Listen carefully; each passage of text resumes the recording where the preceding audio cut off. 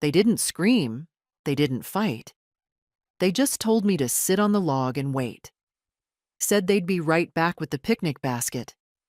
Said the cooler was too heavy and they needed to grab it from the truck. And then the engine started.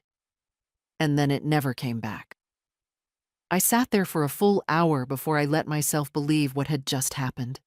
That Justin, my son, and Lynn, his perfect, tidy wife, had driven away. That they'd brought me out here, miles deep into Sequoia woods, not to enjoy a Sunday lunch, but to leave me. To die. To disappear. I was 74 years old. My hip hadn't healed since the fall in April. I had no phone, no cane, no bag. Just my sweatshirt, my walking shoes, and the nothingness of trees around me. The first thing I felt was shame, like I'd done something wrong, like maybe I had misheard them. Maybe I had said something they didn't like that morning, about Lynn's awful cooking or the way Justin never visited me without asking for money. Maybe I was just old and bitter and impossible, like Lynn said last Christmas. Then the shame gave way to heat. It was mid-September, but the sun was strong, the kind that tricked you into forgetting summer had technically ended. I moved into the shade of a pine and sat on the roots, trying to piece together my next step. Okay, Edna, I whispered to myself. Think. But my mind wasn't good at sharp things anymore. I used to be a notary. Worked for 35 years in the same dusty office on Mill and Main. Back then, my mind was quick. I could spot a forged signature in seconds. But now I forgot words sometimes, names, directions. I hadn't driven in over a year, but I hadn't forgotten betrayal. Justin's truck had pulled away around 11:30. It was past 1 now. They weren't coming back. And if they'd taken my phone out of my purse on purpose, and I knew now they had, then they weren't planning on being found out either. That's when the second thought hit me. The insurance. 2 months ago, Justin had started asking about my policy. Innocently, of course. Hey, Ma, you ever look at those things lately? You know, in case something happens? He'd asked to see the papers. Said he just wanted to be prepared. I didn't think much of it at the time. I even laughed, told him it was under the old freezer in the garage. And just last week, Lynn asked if I'd changed my beneficiary after Dad died. I thought she meant well, thought it was her strange way of showing care. But now, sitting in the dirt, my bones beginning to ache in that way they do when something terrible is happening, I understood. They thought it would be quick, that the bears or the cold or a missed step would take me, that they could tell the police I'd wandered off, that I was old, that people disappear all the time, that it wouldn't matter because really, who cared about one old woman? I wasn't crying, not yet, not even scared. I was furious, and that fury was what got me up. The pain shot through my right leg the second I tried to stand. Sharp and electric, like fire lacing through my thigh. I bit my lip and waited for the wave to pass. Then I tried again, slower this time, using the tree trunk for support. My hand dug into the bark. I pulled myself upright, inch by inch. It took me 20 minutes just to find a rhythm to walk, but I did. One foot, pause, the next. My breath coming fast. My teeth clenched. The forest didn't make it easy. There were roots like ropes, fallen branches, uneven slopes. I fell twice before I made it to a clearing. My palms scraped, my knee bleeding through the denim. But I got up. Every time. I told myself to follow the sun. West. Always west. That's where the road had to be. Around 4, I found a small stream. I drank from it, like an animal. Cupped the water in my hands and let it spill down my front. I sat there for a while. Not long. Just enough to catch my breath. Then I moved again. I walked until night came. The cold settled fast. I'd forgotten how cruel the air gets when the sun disappears. I found a hollow under a low-hanging pine, gathered fallen leaves around me, and laid down stiff as a plank. I didn't sleep. My mind was on fire, too loud to rest. It kept saying the same thing over and over. They left you to die. Your son left you to die. I waited for the animals to come, for fear to sink in, for the will to give up. But none of it came. Only this. If I survive, they lose. If I crawl out of here alive, I'll take it all back. I stayed awake the whole night, my breath visible in the dark, the woods speaking in rustles and snaps.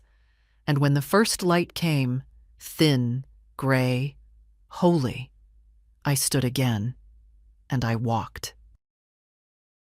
By morning, my body had stiffened into one solid ache. It wasn't just pain anymore. It was weight. Every breath felt like pulling gravel through my chest. But I was alive, and alive meant moving. The forest around me had changed colors overnight. Morning mist clung to the underbrush, pale and cold, and the air smelled of pine and iron. Somewhere far off, a woodpecker drummed on a hollow tree. I took it as a sign. Something still had rhythm here, even if I didn't. My shoes were soaked through from the stream. My left sock had torn open, the edge rubbing my heel raw. When I tried to walk, my hip screamed. But the scream was quieter now, like a sound that had accepted it wouldn't be heard. I followed the water. That was something my husband, Tom, used to say. You get lost? Follow the water. It'll take you somewhere people live, or somewhere they died trying. I never thought I'd need that advice for real. Every few hundred yards I stopped, leaning against a tree. My throat was raw from thirst, my lips split open. I chewed pine needles just to make saliva, the taste sharp and bitter. I thought about how Lynn used to scold me for keeping survival junk in the car. Old blanket, flashlight, granola bars. I'd taken them out last month when she offered to clean the trunk. I realized now what she'd really done. They'd planned this for weeks, maybe longer. There was a moment, somewhere between the second fall and the fifth, when I wanted to lie down and let it end. It came quiet, like a whisper. No one's coming, Edna. No one's looking. I almost believed it. Almost. Then I saw a candy wrapper stuck to a bush. Shiny, purple, half buried in dirt. A stupid thing, but human. I picked it up and tucked it into my pocket, like proof that the world still existed beyond these trees. The sun climbed higher. Noon, maybe. I was dizzy now, moving slower. The sound of rushing water grew stronger ahead, maybe a wider stream, maybe a river.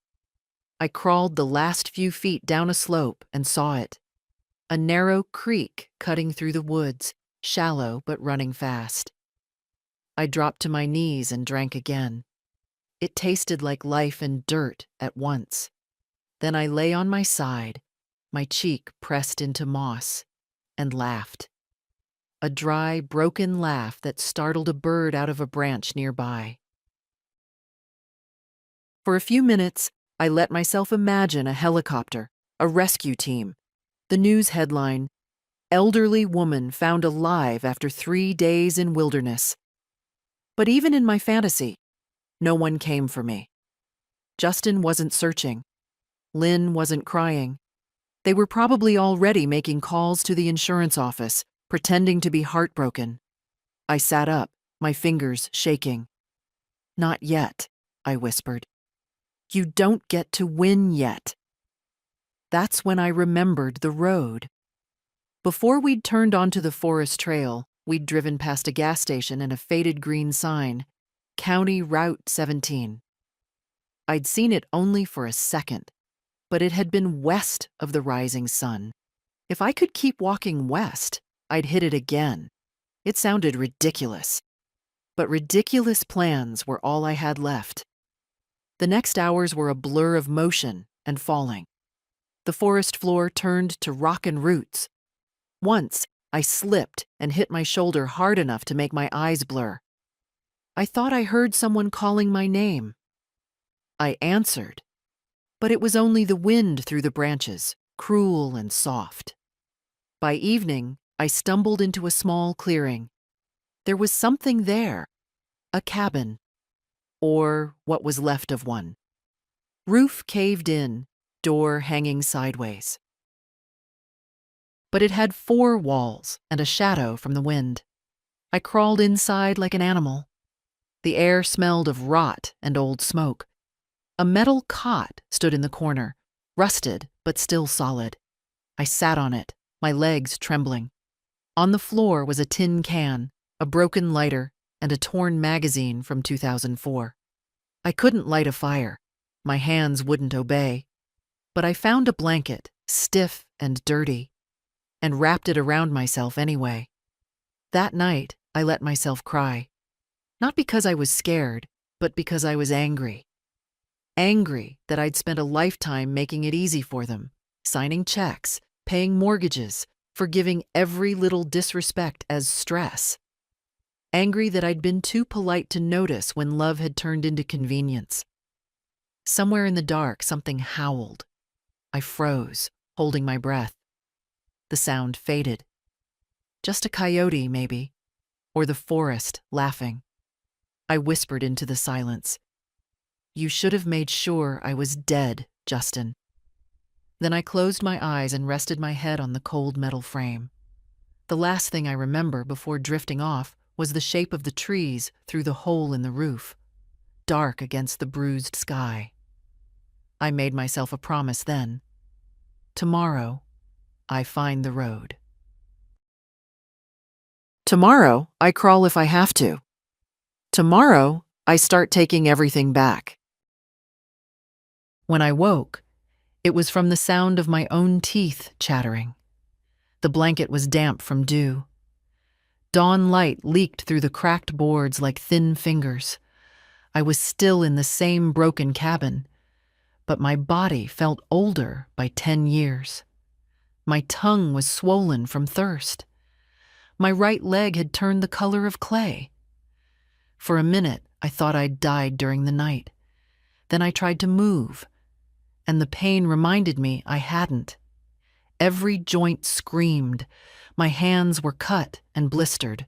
My palms looked like the bark of the trees I'd clung to. But my mind was sharper now. Hunger does that to you. Strips you clean, leaves only what matters.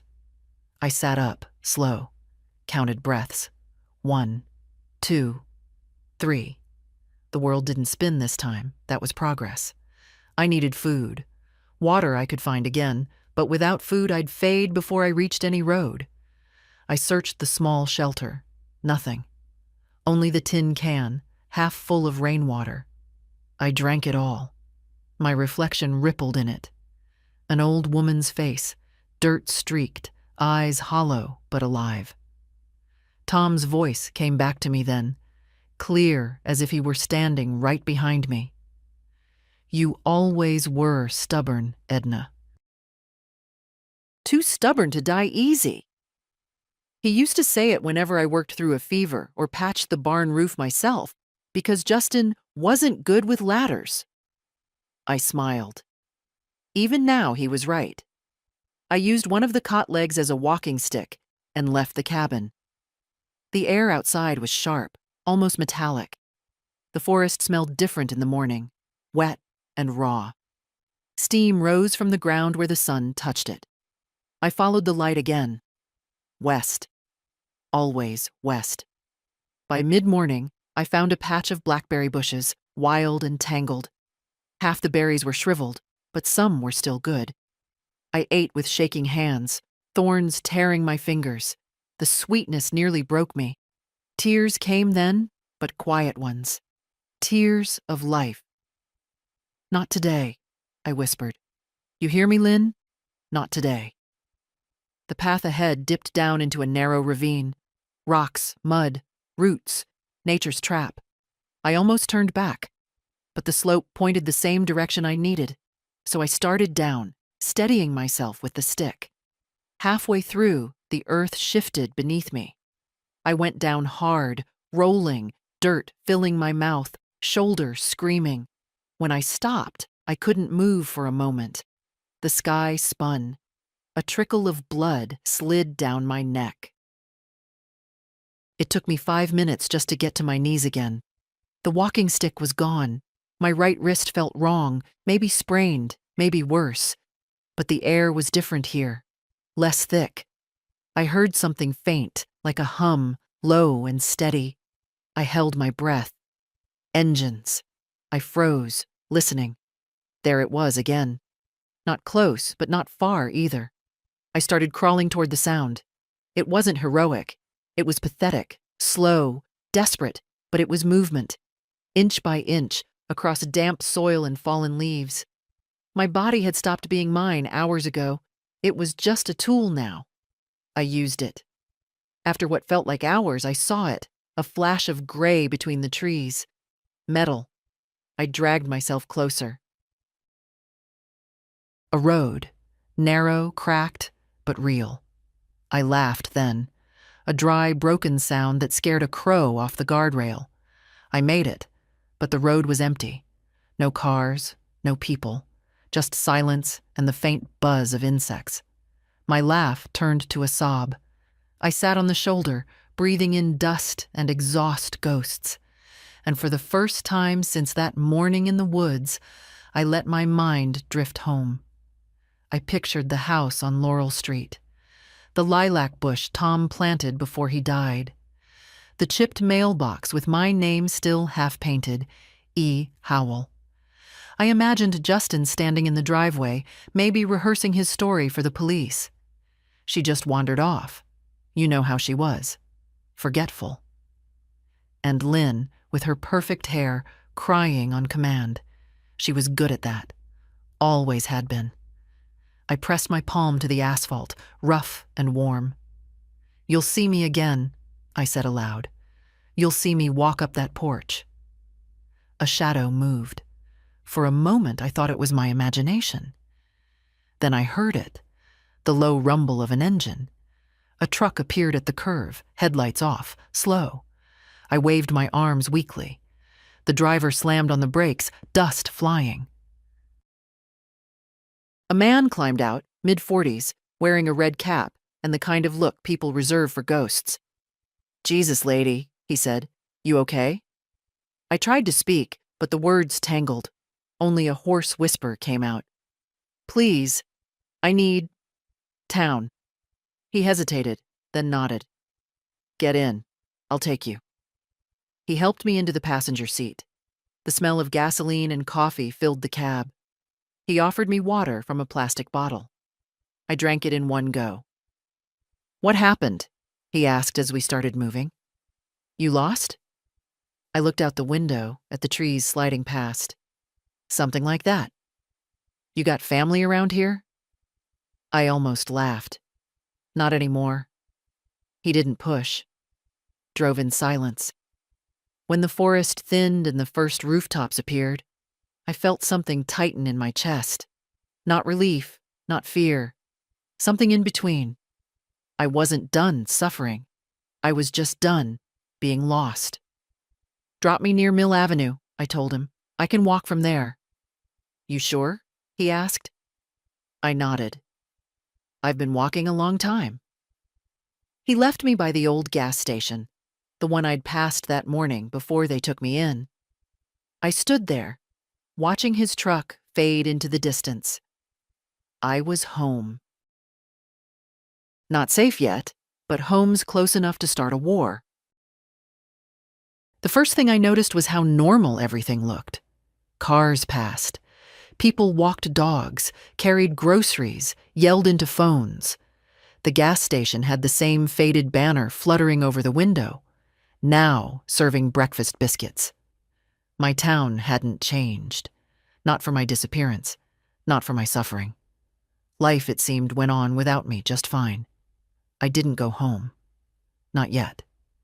Instead, I walked, slow and lopsided, like someone recovering from surgery, down Mill Avenue toward the only place that would let me disappear for a while, the Golden Pine Motel. It had been there since the 70s, still had the same cracked neon sign and flower pots with plastic geraniums. I hadn't stepped inside in over 20 years, not since Tom's brother came to visit and drank too much to stay in our house. The man behind the desk didn't recognize me. That was good. "You need a room?" he asked, glancing at my dirt-streaked clothes. "Yes," I said. "Just a night." He didn't ask questions. Maybe I looked like someone who'd run. Maybe I did. The room was cold, smelled of bleach and old air. I peeled off my shoes, wincing as the skin of my heel stuck to the sock. I didn't cry. I just sat on the edge of the bed for a long time, watching the old TV in the corner without turning it on. I could have called someone, the police, the local station. But I didn't. Not yet. Instead, I opened the motel drawer and found a thin notepad with a stubby pencil. I started writing, not a letter, not a confession, a list. What I gave them: $42,000 for Justin's failed business, the house, still in my name, but for tax reasons they paid the bills, the Toyota Camry. I stopped driving Lynn's dental surgery. The pool installation for the grandkids who never visited. Power of attorney signed 3 years ago under pressure. My insurance policy, updated 6 months ago, Justin listed as beneficiary. Each line felt like pulling a tooth, not because of the money, but because of how easily I'd said yes. I used to tell myself it was love. That's what mothers do. We help. We give. We stay quiet. But now every yes felt like a nail, and they'd use those nails to build my coffin. When I finished the list, I folded the paper and tucked it under my pillow. Then I lay back, staring at the cracked ceiling. I didn't sleep. I just waited. At 7 p.m., I left the room. I walked slowly to the edge of town, toward Laurel Street, my street. I didn't get close enough to be seen, just far enough to see the lights. My house was lit up. Porch lights. Living room. Kitchen. I recognized the pattern. It was the company's over setting. And then I saw the reason. Balloons tied to the mailbox. Silver. Floating like apologies. They were throwing a memorial. I stood in the shadows of the oak tree across the street and watched as the guests arrived. Neighbors, colleagues, a few people from Justin's church group. They brought food, hugged each other, laughed. And then I saw her, Lynn. In a dark dress, hair pulled back, eyes red, but makeup flawless. She was good, I'll give her that. She could sell grief like a professional. She stood at the top of the steps, hand to her heart, nodding as people offered condolences. Justin wasn't outside, but I could imagine him inside, preparing his speech. We lost her too soon. She was forgetful. We thought she was just going for a walk. We never imagined. I felt nothing, no rage, no heartbreak, just a deep, precise clarity. They were mourning me, beneath my roof, over food I probably paid for. Let them cry, let them grieve, let them believe, for now, that they got away with it, because tomorrow everything would change. I turned and walked back to the motel, each step steadier than the last. I slept that night, deep and cold, like stone. When I woke, it was with one thought in my mind. I need my money, my rights, my name. At 9 sharp, I walked into my bank. The teller, young, bright-smiled, froze a little when she saw me. "Ma'am? I'm sorry, I'd like to speak to Richard Duncan," I said. My account manager. A pause. Then, of course, they called him from the back. He came out 5 minutes later, holding a clipboard and a coffee cup. He nearly dropped both when he saw me. "Mrs. Howell?" "Alive," I said, "and I want to review my accounts." We sat in his glass-walled office. He fumbled with his pen, sweating. We were informed you were, your son." "I didn't ask what he told you," I said calmly. "I asked to review my accounts. All of them. Today." He swallowed. "Yes, right away." It took an hour. Every transaction, every withdrawal, every monthly autopay I hadn't approved. Turns out, Justin had been busy. Reallocating, renaming, consolidating assets, he told Richard 2 weeks ago, preparing, no doubt, for the payout. By noon, I had frozen every joint account. By 12:30, I had revoked the power of attorney. At 1, I called my lawyer. "Tom's old estate guy?" he asked. "No," I said. "Someone sharper." Because this wasn't just about protecting what was mine. It was about making them answer. By 2, I was back in my motel room, holding a manila folder full of papers. Legal ones, real ones. Power, not performance. I hadn't decided yet when to show up. Not at dinner. Not at church. No. I'd wait for the day they thought they'd won. The day the check arrived, and then I'd walk through that door. Not a ghost, not a victim, but a reckoning. By the time I left the motel, 2 days had passed. I'd washed the dirt from my face, trimmed my hair with the motel scissors, even borrowed a pale cardigan from the thrift store next door. When I looked at my reflection in the bathroom mirror, I almost didn't recognize myself. There was something in my eyes that hadn't been there before. Stillness. Not forgiveness. Just the kind that comes after you stop asking for it. I took a cab to the other side of town. I didn't tell the driver where I really lived. "Near Maple and 7th, I said. "The White House with the lilacs." He nodded. Didn't care. I was grateful for that. People who don't care are useful when you're planning to come back from the dead. The air was heavy, thick with the promise of rain. I asked him to stop half a block early.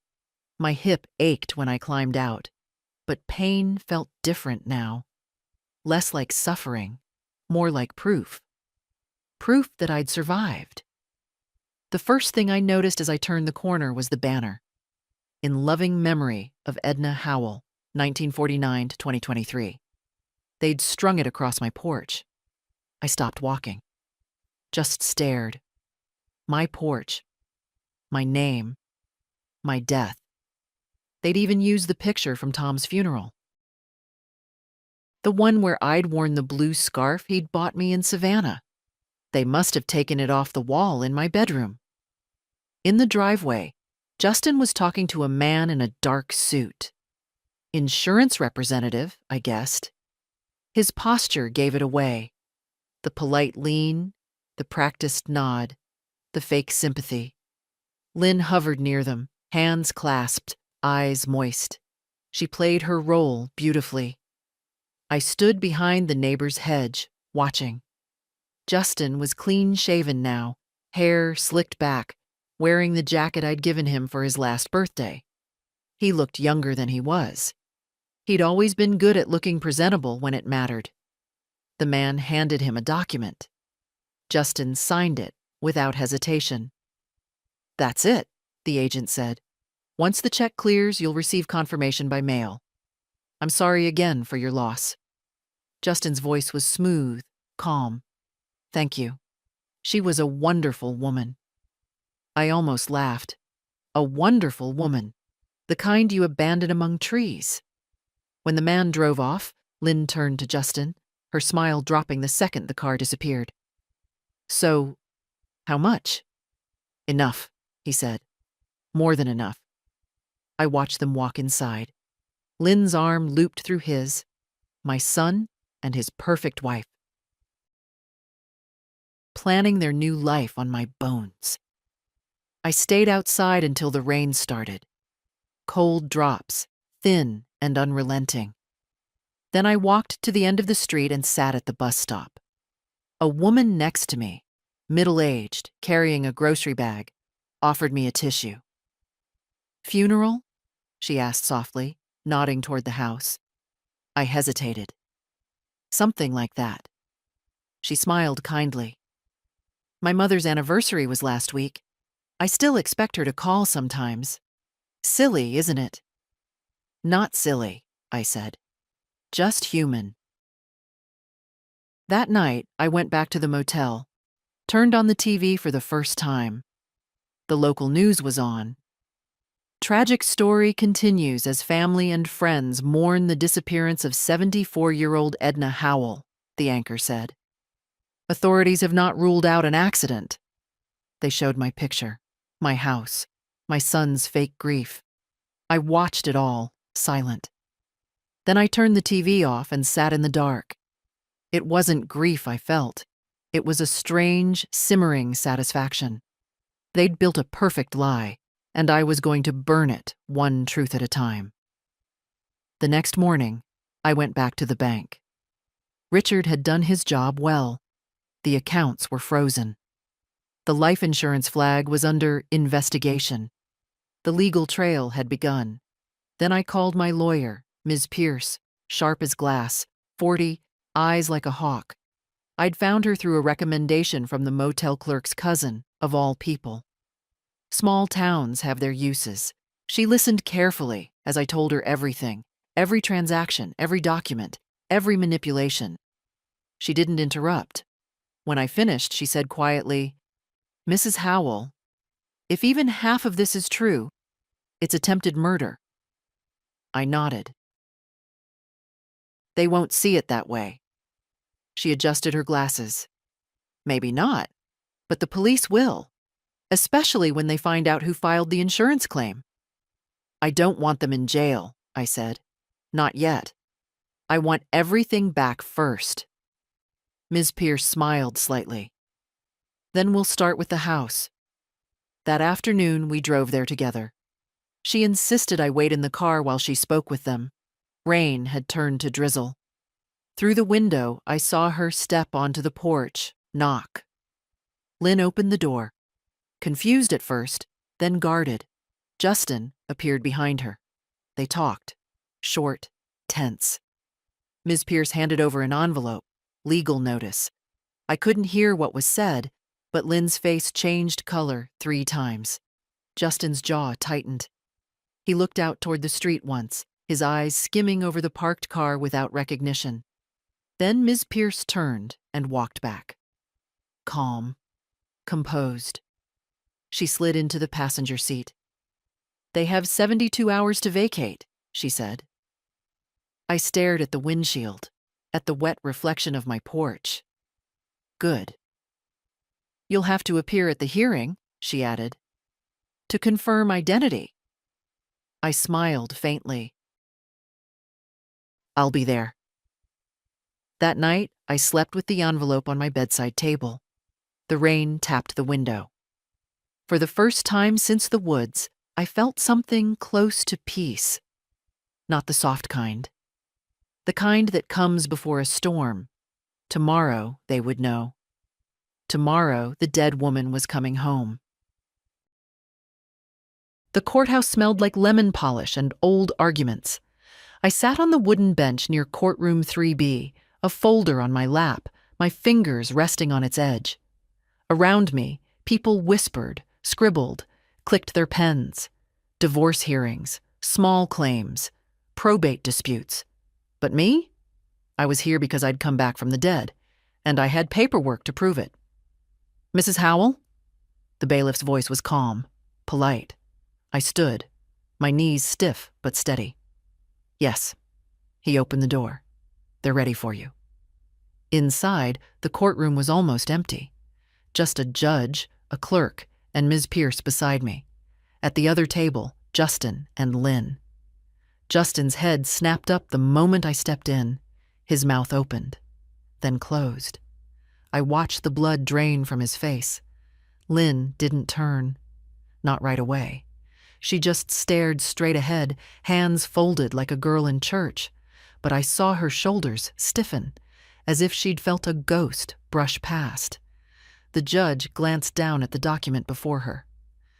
This hearing concerns the verification of identity for Mrs. Edna Howell in relation to property and insurance claims initiated by third parties. Is the petitioner present?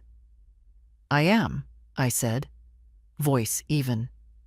Justin blinked, then stood abruptly. Your Honor, this is insane. She's... He faltered. Couldn't say it. Alive, I finished for him. I'm alive. Lynn finally looked at me then. Her eyes scanned me like I was some street performer pretending to be something I wasn't. She didn't say a word, but I saw it in her face. Fear. The judge didn't smile, but her tone softened. We'll begin by confirming your identity, Mrs. Howell. I handed over my birth certificate, social security card, driver's license. Expired, but mine. Ms. Pierce passed the medical record from the urgent care clinic I'd visited the day after escaping the woods. Photos of injuries, police report filed that morning, all lined up, page after page. The judge reviewed everything silently. Justin sat like stone. Only once did I see him glance at Lynn, and that glance said everything. This wasn't part of the plan. They thought I'd died quietly, that nature would cover their crime. Instead, I came back with ink and witnesses. After a long pause, the judge looked up. The court recognizes Mrs. Edna Howell as legally alive and in full capacity to manage her estate. Effective immediately, all property and financial rights revert to her. Ms. Pierce nodded. We'll begin proceedings to reverse the transfer of authority and restore ownership of the Laurel Street home. The judge tapped her gavel once. So ordered. That was it. No dramatics, no outrage. Just the sound of a gavel and the end of their game. As we stood to leave, Justin stepped toward me. His voice dropped to a whisper. Mom, what are you doing? I looked him in the eye. I'm coming home. Lynn grabbed his arm, pulling him back. Don't, she hissed. But I wasn't done. I turned to the judge. Your Honor, may I request a sheriff's escort when I return to the property? The judge nodded. Granted. That afternoon, I watched from a distance as a sheriff's deputy knocked on my door. Justin opened it, said something. The officer handed him the same notice Ms. Pierce had already given. Lynn stood in the hallway, arms folded, not moving, not speaking. They had 48 hours left.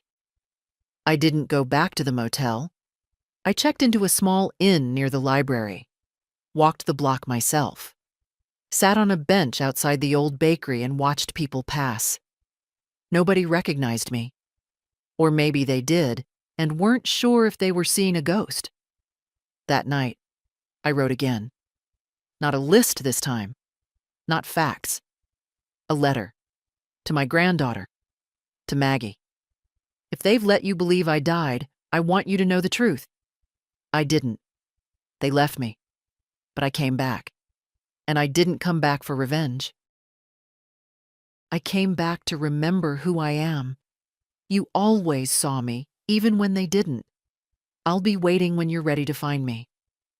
Love, Grandma. I folded the letter, sealed it, and walked it to the post office at sunrise. The woman behind the counter looked at the name and address. Your family? She asked. I smiled. Not yet, but maybe again someday.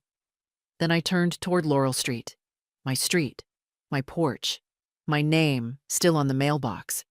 Tomorrow, they'd be gone. And I'd walk back into my house, not as a guest, not as a mother begging for space, but as the woman who built it, alone, alive, and free. I didn't want to go to the police. Not because I was afraid they wouldn't believe me, though I knew that was a risk. I didn't want to because it made it real. Because once you name a thing, it becomes something you have to carry forever. But what they did had a name, and I was done pretending otherwise. That morning, the sun rose clear. No rain, no mist, just light, honest and harsh. I put on the navy blouse I'd bought at the thrift store and buttoned it all the way up. There was a small tear under the left arm. I didn't fix it. Let them see the damage.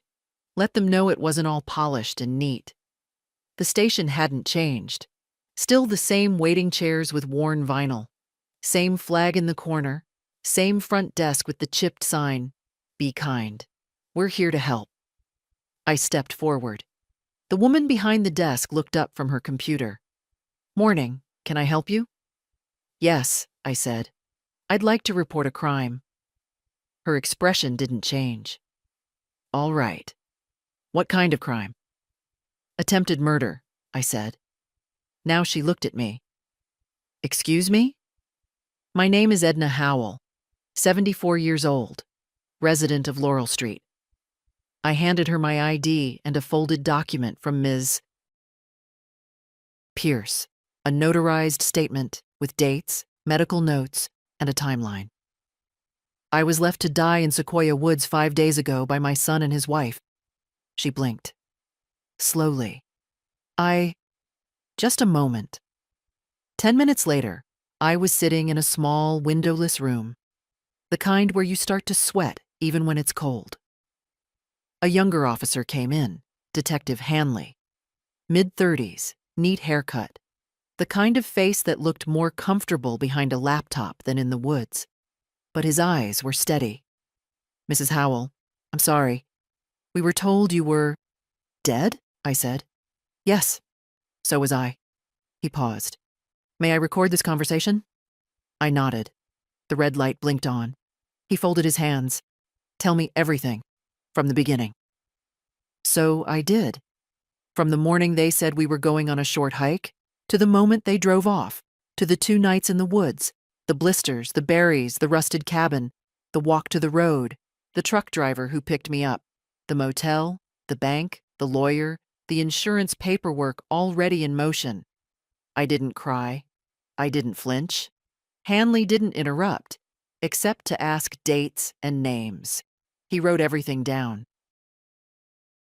When I finished, I pulled my sleeve back and showed him the bruises still fading down my arms, the cuts on my palms, the raw skin at my ankle. "I've already been checked by a doctor," I said. "Everything's documented." He was quiet for a long time. Then, "Do you know why they would do this?" I looked at him. "You're a smart man, detective. You know why." "Money. Almost $250,000 from the life insurance," I said. "Plus the house, the accounts, and whatever else they thought they could keep." He exhaled slowly. "You understand that this will be delicate. They're your family." "They were," I corrected. "Not anymore." He nodded. "Do you want to press charges?" "I want it investigated, properly.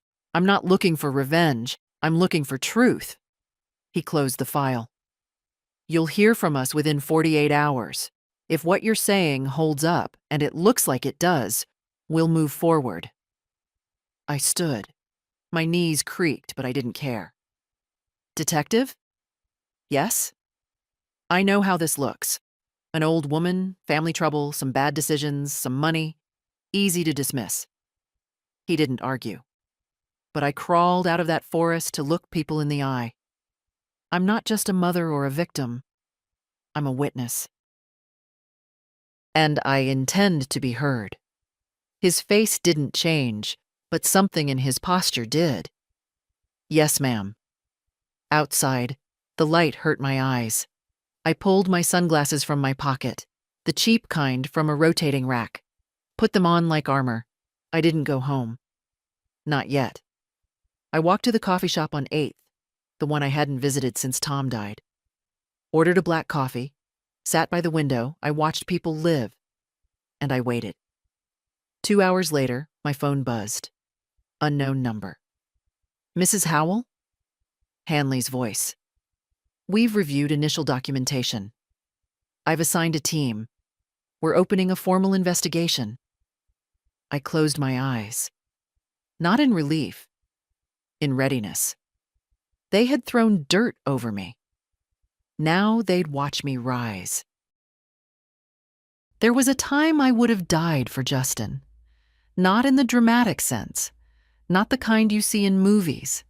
I mean the quiet kind, the everyday kind, the kind where you work double shifts so your child can go on the school trip, where you eat toast for dinner so there's enough left for their soccer fees, where you lie for them when the neighbors ask why the front window is broken again. I did die for him, a little, bit by bit.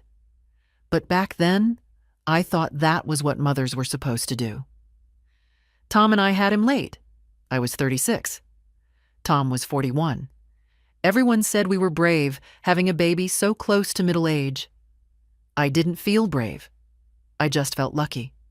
Justin was a soft baby, always warm, always reaching. He used to sleep curled against my side like he'd never need anyone else. When he was 4, he told me I made the best pancakes in the world.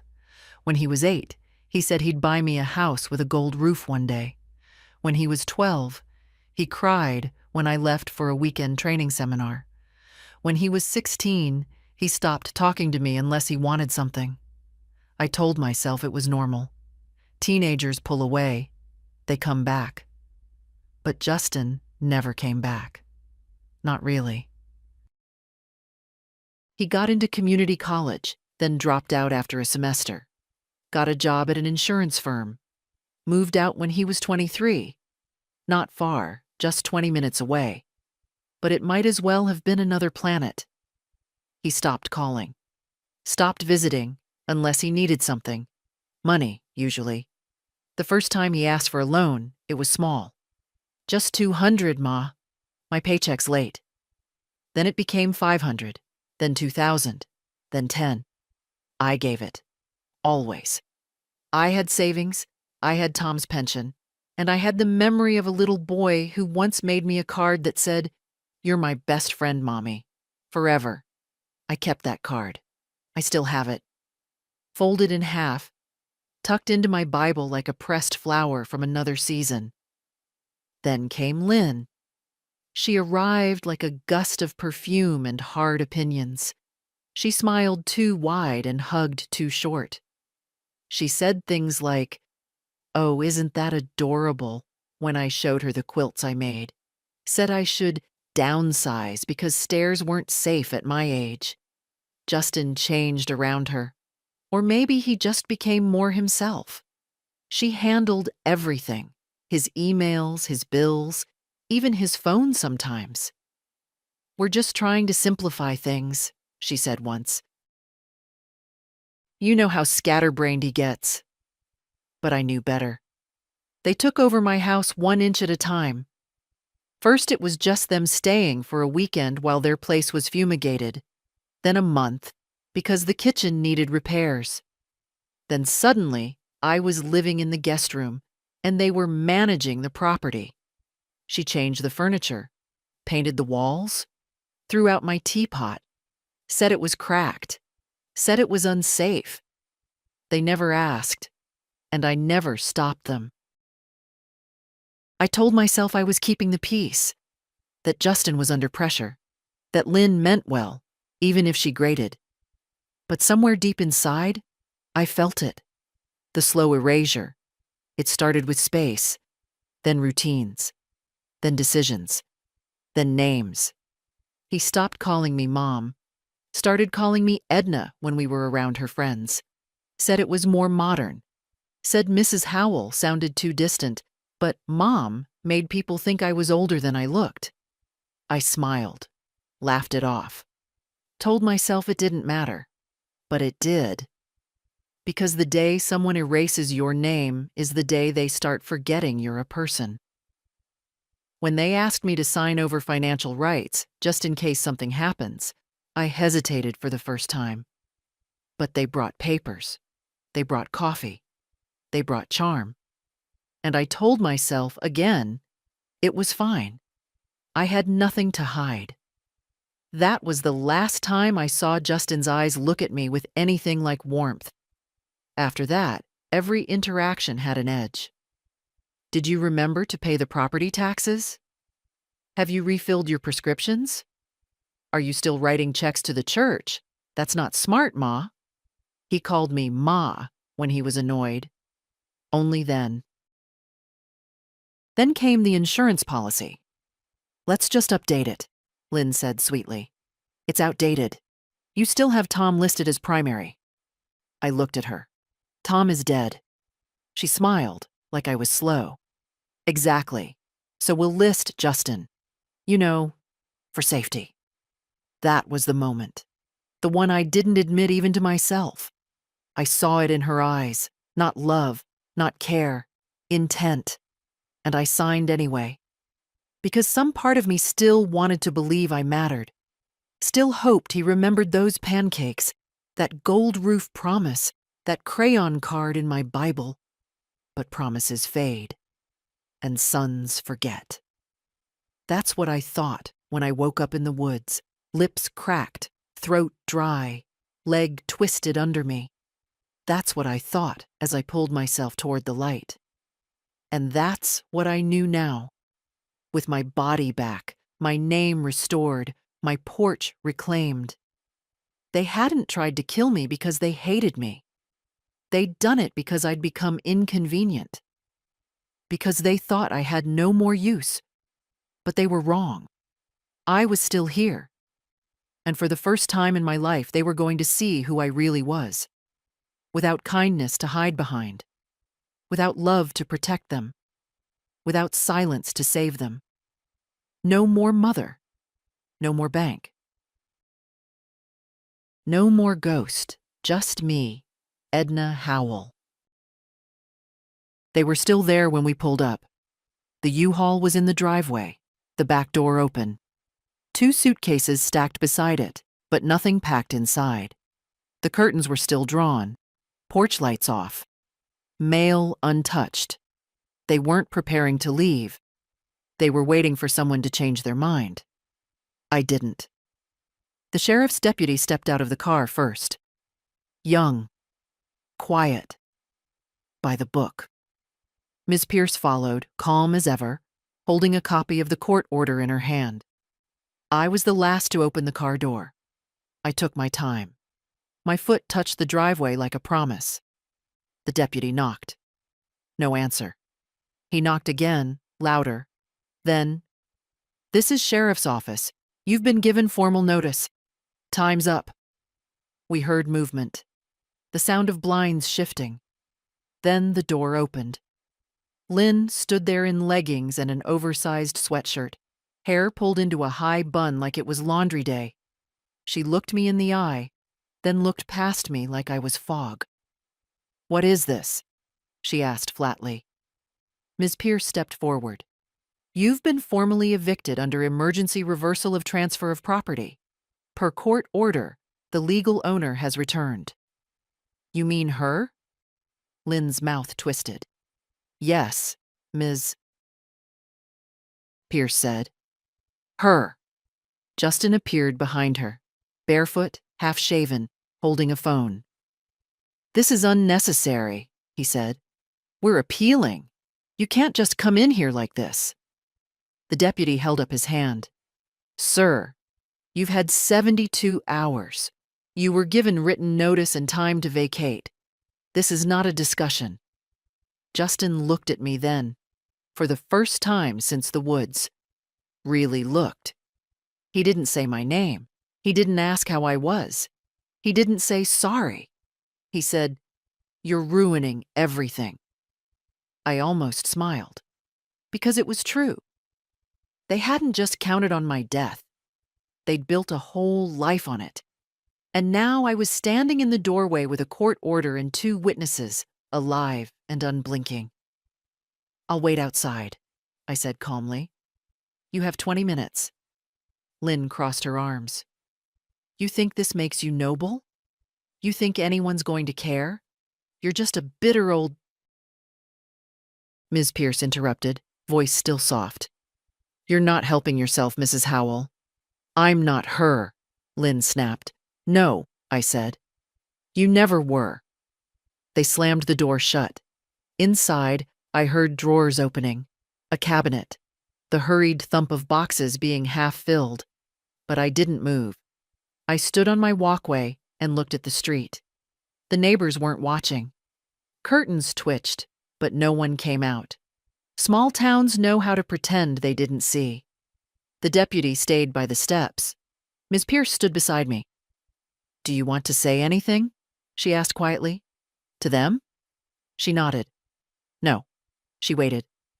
But to you, yes, I said. I'm listening. I looked at my garden, the dry planters, the hedge they never trimmed. I spent 30 years taking care of this house. Paint, leaks, repairs, every little crack. I took pride in it, and then I spent 5 years watching them unmake it. Piece by piece. First they changed the paint, then they changed the rules, then they changed me. Ms. Pierce didn't interrupt. I thought love meant silence, meant giving, meant patience. And now? She asked. Now I know love should never be taken for granted, I said. And silence isn't always grace. Sometimes it's just permission. The door opened. Lynn stomped out first, carrying a duffel bag and a plastic tub labeled office. She didn't look at me. Justin followed, slower. He had a backpack and one suitcase. His eyes were bloodshot, his shirt untucked. He stopped halfway down the steps. You could have talked to me, he said. I did, I replied. You stopped listening. He looked like he wanted to say more, then didn't. They loaded the car in silence. I waited until they drove away. Then I stepped inside. The air was stale. The living room reeked of some kind of reed diffuser, vanilla and chemicals. The walls were still the pale gray Lynn had insisted on. The curtains were new. But the shape of the house was mine. The silence inside wasn't empty. It was clean. Ms. Pierce walked through behind me, checking the paperwork, snapping photos for documentation. The deputy made a note, then stepped out to radio confirmation. I stood in the doorway of the kitchen. My old kettle was gone. So was the fruit bowl Tom and I bought in Santa Barbara. The photo wall had been replaced with prints of trees and quotes in cursive. One read, "Family is everything." I took it off the wall and set it gently on the counter. Then I opened the back door and let the air in. Later, after they all left, I made tea. Not from my kettle, it was gone, but from a dented saucepan I found under the sink. I drank it standing in the yard, next to the lilac bush. It hadn't bloomed in years. Maybe it would next spring, maybe not. But it was mine again. Every dry branch, every ugly room, every broken drawer. Mine. And this time, I wasn't giving it away. I didn't call Maggie. I just wrote the letter, dropped it in the mail, waited. I didn't expect her to come. She lived 2 states over now, college, job, her own life, and she hadn't visited since the year after Tom died. But 3 days after I reclaimed my house, there was a knock at the door. Not the doorbell, a knock. Soft, uncertain. I opened it, and there she was. 24, maybe 25 now. Hair darker than I remembered. A ring in her nose. A small suitcase at her feet. We stared at each other. She was the first to speak. You're alive. I nodded. Looks that way. She swallowed. Her eyes filled, but didn't fall. I thought they were lying. They were. I mean, I hoped. But they said. She trailed off. Looked behind her, like maybe she still wasn't sure she wasn't dreaming. Come in, Mags, I said. She stepped inside slowly, like the air might shatter if she moved too fast. She stood in the hallway, looked around. They changed everything. They tried, I said. She dropped the suitcase. Then she turned to me and hugged me. Tight. No words. Just warmth and pressure and that smell I used to know. Shampoo and notebooks and something young I couldn't name anymore. I didn't cry, but I felt something crack open in my chest. We sat in the kitchen. No big talk. No explanations yet. I made tea. She poured honey into hers like she used to as a kid. Way too much. I watched her do it and felt, for a moment, like time had hiccuped. Then she said quietly, "Tell me what really happened." So I did. Not all at once. Not as a speech. Just piece by piece. I told her about the woods, the log, the truck pulling away, the night under the trees, the stream, the way the sky looked when I thought I was going to die, the cabin, the road, the motel, the list. She didn't interrupt. Not once. When I got to the part about the house, and the courtroom, and the look in her father's eyes when I stepped inside, she leaned forward, her hands curled around the mug like she needed it to stay grounded. And when I finished, she sat back. Quiet. Still. Her face unreadable. Then, I always knew something wasn't right. With them? She nodded. Even when I was little. He wasn't like you. He didn't see people. She looked up. You were the only one who ever did. I didn't know what to say to that. So I didn't. I'm not surprised they tried, she said. But I'm still angry. Not at you. At them. For thinking they could erase you. They almost did, I admitted. But you came back. I didn't do it to punish them, I said. I did it because I remembered who I was. She looked at me, eyes shining. You're my grandmother, that's who. I smiled. Still am. For as long as you want me to be. She reached into her bag and pulled out a notebook. I started writing about you. After they said you died. I didn't believe them. But I needed a place to put it. She opened to the first page. Read aloud. She was the only woman I ever knew who made silence feel safe. She made her own jam and never wore perfume. She smelled like laundry and old books, and something else I never had a name for, but still miss when I wake up alone. I listened. And this time, I let the tears come. Because I'd spent so long being unseen. So long thinking I'd been wasted on people who didn't want me. But this girl, this woman, she remembered. And maybe that was enough. We spent the rest of the afternoon fixing the porch light, rearranging the living room, finding the old quilts in the attic where Lynn had stuffed them into a plastic tub labeled "Donate." We hung one over the back of the couch. I want to stay a few days, Maggie said. You can stay as long as you need, I replied. That night, we watched a movie on my laptop, ate popcorn from the same bowl Tom used to use. She fell asleep halfway through, curled under the quilt. I sat beside her and watched her breathe. Not everything broken can be fixed. But some things come back. Not because you chase them, but because you survive long enough for them to find you. I got the call on a Wednesday morning. Maggie was still asleep upstairs.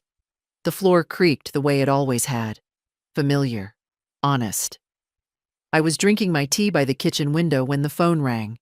Unknown number, local area code. I knew before I answered. Mrs. Howell? This is Detective Hanley.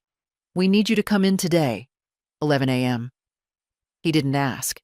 He told, which meant the case had moved. Am I being charged? I asked. No, ma'am, but we need your official statement on record for the case. And there are questions. That part, he said carefully. Questions. I said I'd be there. I didn't wake Maggie. I left her a note on the kitchen table. Back by noon. Make coffee like I showed you. Low heat, long brew. There's bread in the fridge. Love you. Then I got dressed. Dark slacks, white blouse, wedding ring still on.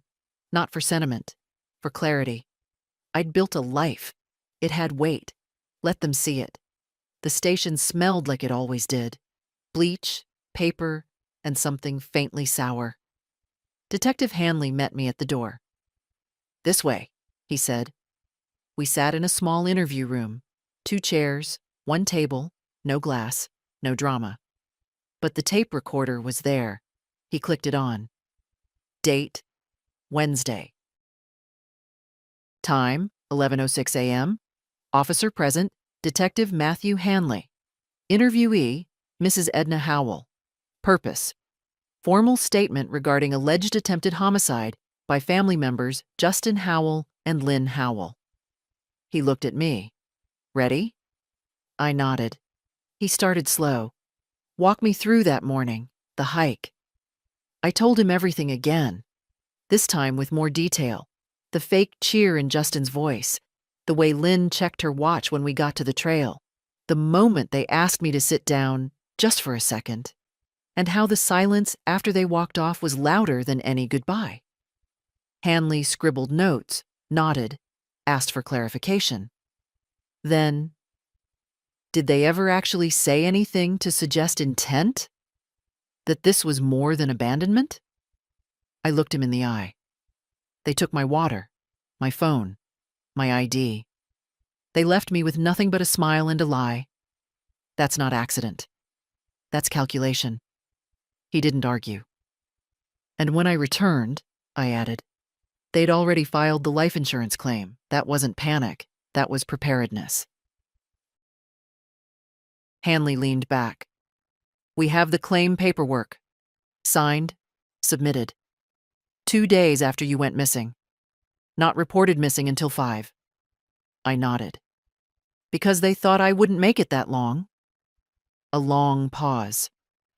Mrs. Howell, do you want them arrested?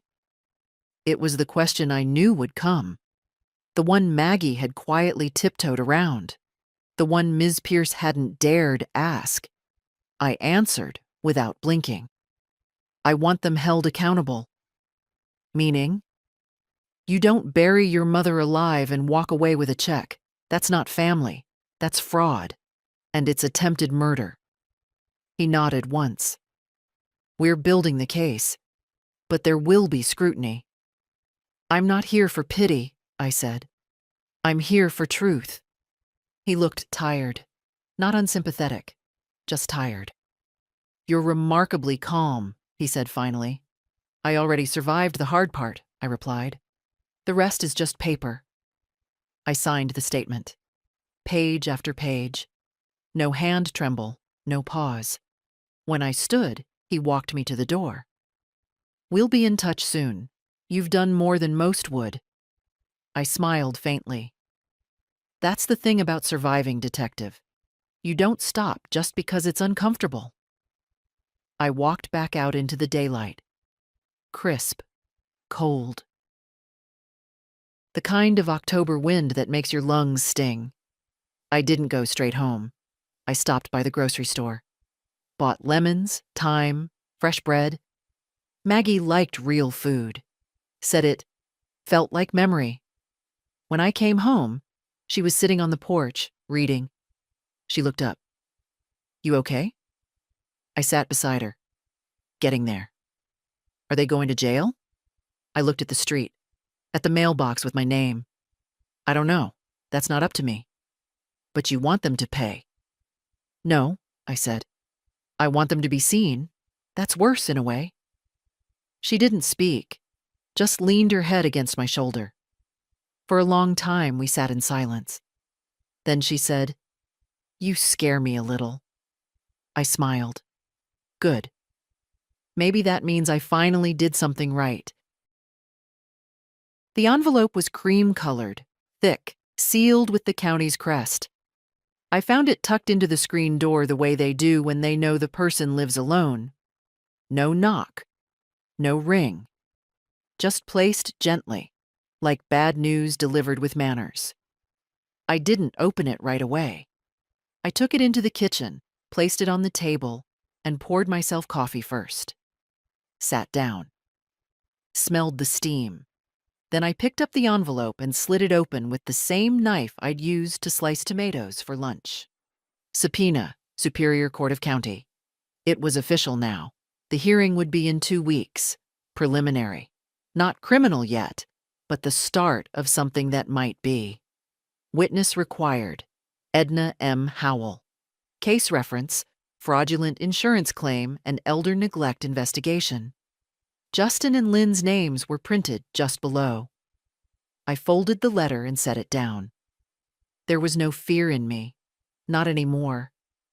But there was a strange kind of grief, not for myself, for the version of me who once believed this would never be possible. The day passed slowly. Maggie was out. Library, I think. She was building a graduate school application, folding it into the quiet corners of her visit. She hadn't said how long she'd stay. I hadn't asked. I spent the afternoon going through old boxes in the basement, not because I needed anything, but because I wanted to remember what I kept, what I let go, what they had thrown out without asking. I found the quilt Tom's mother had made us for our wedding, still folded, still soft. I found Justin's baby shoes, wrapped in tissue, his report cards, a birthday card he'd made at 5 years old, where the Y in happy curled backward. I kept everything, and it hadn't saved me. That night, Maggie made dinner, pasta, garlic bread. We ate at the kitchen table, then she asked, "Do you want me there?" "At the hearing?" She nodded. I thought about it, then shook my head. "No, I need to stand alone." She didn't argue, just said, "Then I'll be waiting when you come home." I reached across the table and squeezed her hand. She didn't flinch. 2 days later, Ms. Pierce came over with more paperwork. Legal language, court logistics, timelines. She was brisk but kind, always with that edge of iron under her calm. "They'll try to spin it," she warned, "claim confusion, miscommunication, emotional stress, say they thought you wandered off, that you'd shown signs of cognitive decline." I smiled faintly. "Let them.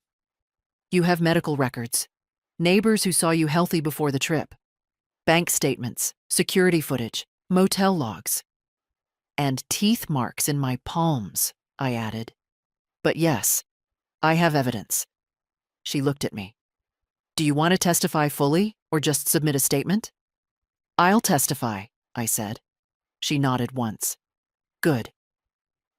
When she left, I stood at the door for a long time after it closed, watching the street. Somewhere out there they were preparing too, practicing lines, assembling paperwork, rehearsing grief. They wouldn't expect me to be steady. They expected the woman they buried, and that woman was gone. I was the one who came back. And this time, I wasn't coming to beg. I was coming to tell the truth. The courtroom was small. No jury, no cameras. Just a judge, a clerk, 2 lawyers, and the sound of old wood creaking under every step. I sat at the witness table. Ms. Pierce sat behind me. Across the room, Justin and Lynn. She wore beige. He wore regret, poorly ironed. The judge looked over the files, flipped a page, cleared his throat. "This hearing concerns the legitimacy of an insurance claim filed in the name of Edna Howell, presumed deceased and later found alive.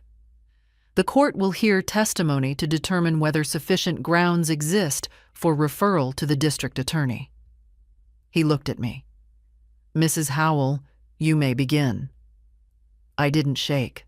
I didn't rehearse. I just told the truth. I went into the woods with my son and his wife on October 18th. They said it would be a short walk. It wasn't. They brought snacks and water for themselves. They told me to rest. Then they walked away. I never saw them turn back. I paused, just long enough for the room to feel it. They left me, on purpose. I had no phone, no ID, no food. I waited 12 hours. I crawled for 2 days, found a cabin, found a road.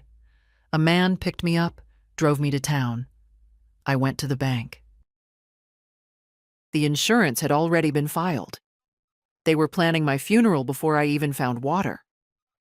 Justin didn't look at me. Lynn crossed her legs, then uncrossed them. The judge asked, had there been prior conflicts? Reasons they might claim confusion or misjudgment? I nodded once. Plenty of tension. I wasn't convenient anymore. I'd given them money, power of attorney, the house, my insurance policy. After that, I was just, wait. Lynn's lawyer stood. Young, sharp suit, voice too smooth. Mrs. Howell, is it possible your memory is affected by trauma? That you may have misunderstood your son's intentions? I looked straight at him. My memory is affected, yes, but not by trauma. By the smell of pine needles and rot. By sleeping on dirt with a bruised spine. By the sound of their voices fading into nothing. Objection. The judge raised a hand. Let her finish. I leaned forward, quiet. They didn't forget me. They didn't lose me. They left me, and then they lied. Ms. Pierce rose next. Can you confirm that the insurance policy was updated 6 months prior? Yes. And who suggested the change? Lynn. She said it was outdated. She smiled when she said it. Maggie would later tell me she watched the transcript on the public docket site. Read every word. She smiled when she said it. That's the line she remembered most. The rest was paperwork, exhibits, bank records, medical forms, photos of my legs, raw from crawling, statements from the motel clerk, the truck driver, the nurse. By the time we finished, even the clerk wasn't making eye contact with the defense. The judge looked down at his desk, then up at Justin. You're entitled to respond. Briefly. Justin stood. His voice shook. She was confused. She's old. She forgets things.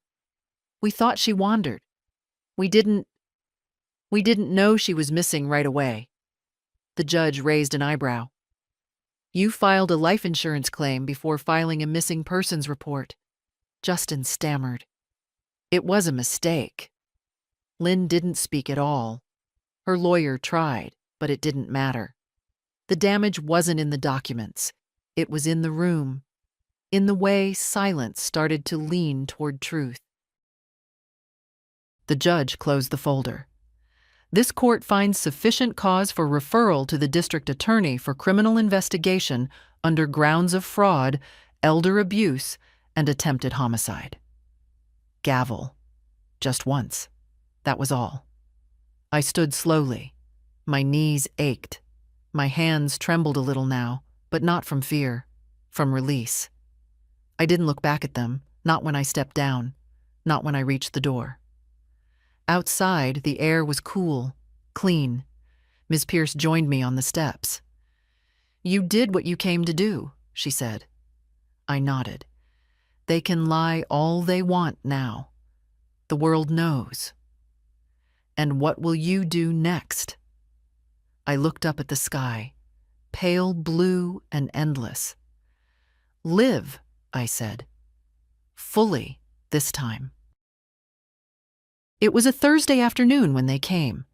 The sun was low, dust in the air, the kind of quiet hour when most people are still at work and the mail's already come.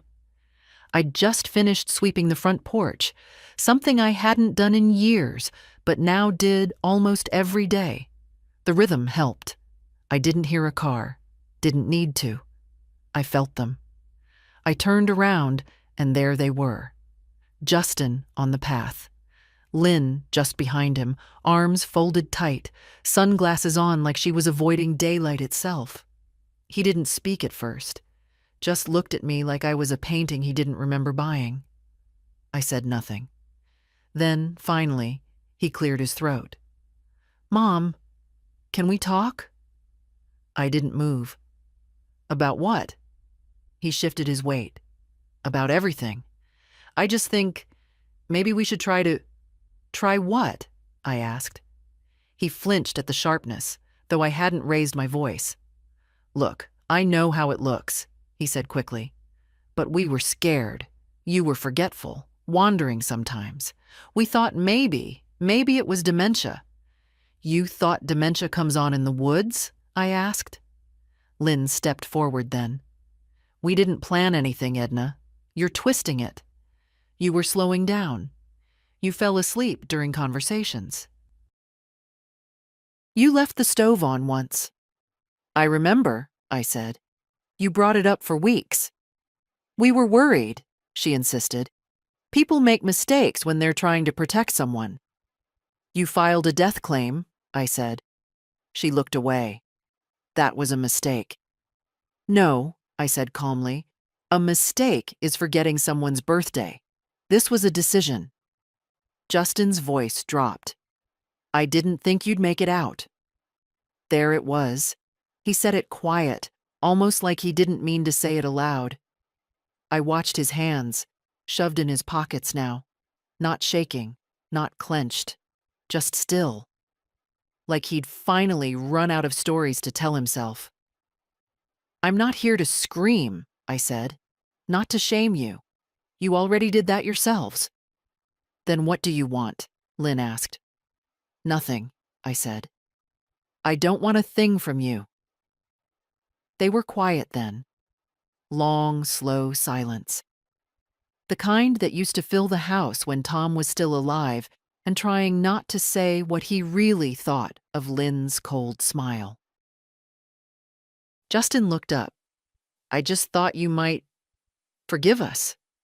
"Forgiveness," I said, "is for people who say, 'I was wrong,' not for people who say, 'I had reasons.'"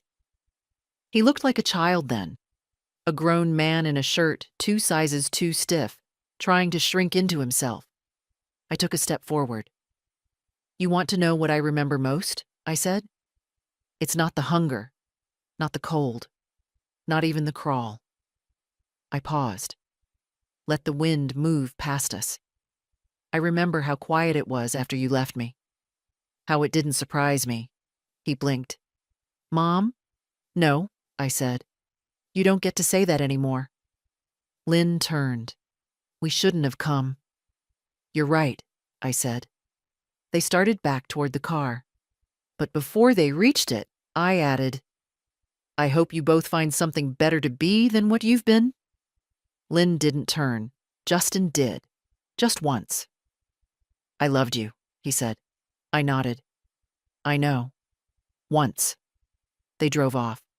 The tires didn't even crunch loud enough to be dramatic. I stood there for a long time after. Not angry, not empty. Just done. Later that evening, Maggie found me on the porch. "They came?" she asked. "They left," I said.